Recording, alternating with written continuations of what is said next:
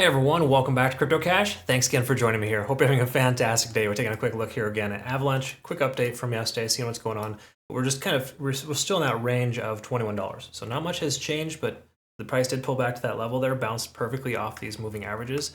So it's a really good sign here so far with the price action. Keep in mind too, back-end data and more fundamental stuff that you may not be aware of. MicroStrategy acquired 16,000 Bitcoin at about roughly 37,000 in price. Okay, so that puts them at a very large amount of Bitcoin with an average about 30,000. So the reason why that's relevant here is because coins like this, if Bitcoin can keep stabilizing, kind of staying where it's at, and they keep buying more Bitcoin as the price goes up, that gives us confidence here, letting us know the price of Bitcoin should continue higher. If that is the case, coins like Avalanche and a few others, of course, are going to probably continue to do very well because Bitcoin dominance isn't surging. It's just kind of staying the same or plateauing for the moment. Okay, so those are all positive contributing factors. Let's look at the back end too and kind of see what's going on with Avalanche. Oh, and before we do, my community members want me to kind of highlight this, so I'm just going to go ahead and touch on this really quick here.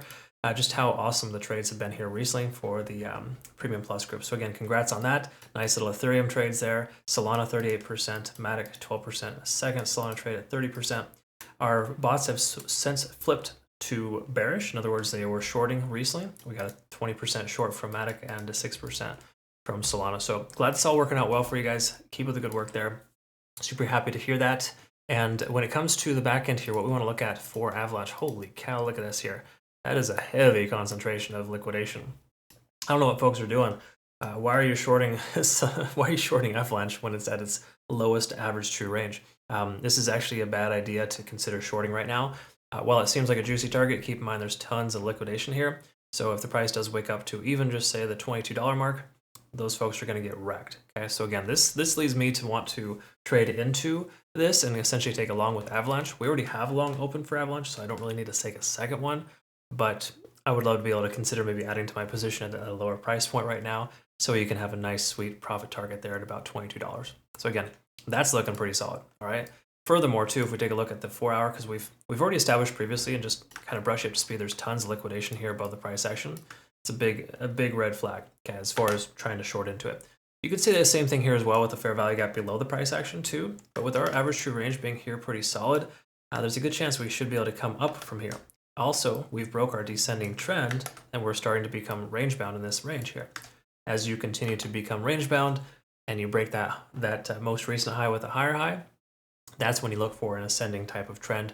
So we're on the lookout there for that, but we're above the 50-day SMA. Sorry, that's the 20-day SMA.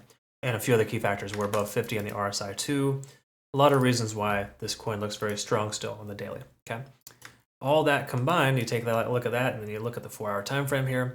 It just seems much more probable the price action consolidating right here at this 0.5 Fibonacci, or sorry, that's 0.382, is looking very strong. Okay. Also, we are above 50 in the RSI. Money flow index is still quite high. And we can also see here as well, the MACD hasn't fully diverged yet. Okay, so we could get an MACD FU where the price action comes up and bounces right off that 26-day EMA. Okay, again, those are just little things that could happen. Is this a guarantee? No, I still don't feel like 100% confident minus the liquidity above the price action that we should see the price action, dramatically increase. Okay, Bitcoin has a bad day.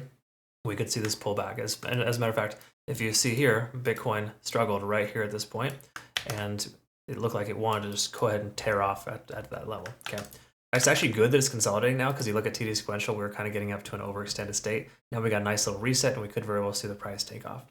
So a lot of good reasons why the price action should continue higher. Let's quickly note the hourly. And this is kind of one of those conflicting things a lot of times with the cloud. In other words, we see here we're above the cloud, which is great. It's good support. Okay, so a closure today at $21 plus or minus a few cents is a good call, a good thing rather. We look at the lagging span, that's intersecting with the price action the last 12 hours. So we've actually had that door close to essentially warrant any long positions. Same thing as well with the conversion line and baseline. They're really kind of just going straight sideways for now. So the truth here is that we don't have a full-on confirmation the price is going to break out, but it does seem much more likely the fact that we're holding this range and Bitcoin doing well, a lot of money coming into Bitcoin dominance staying the same. We can probably summarize that this liquidation levels at the very least at $22 should get tested. That seems fairly likely at this point.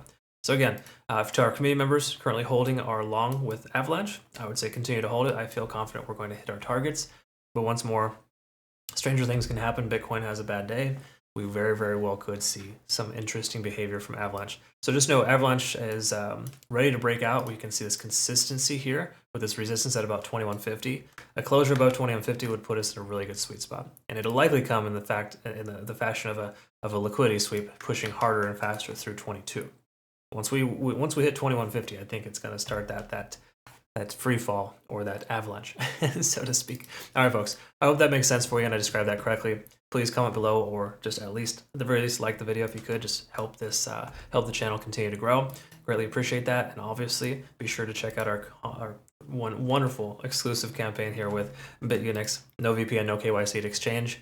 Phenomenal. They work very well. I have instructional video in the link down below if you're curious, in the comments rather, on how to utilize the exchange. But simply put, they are my favorite here so far, and I can tell you it's a wonderful alternative to some other exchanges that require KYC, because in the US, Canada, etc., a lot of other countries, we have very little options with that. All right. Thanks again, Bitunix. Have a good rest of your day, folks. We'll see you on the next one.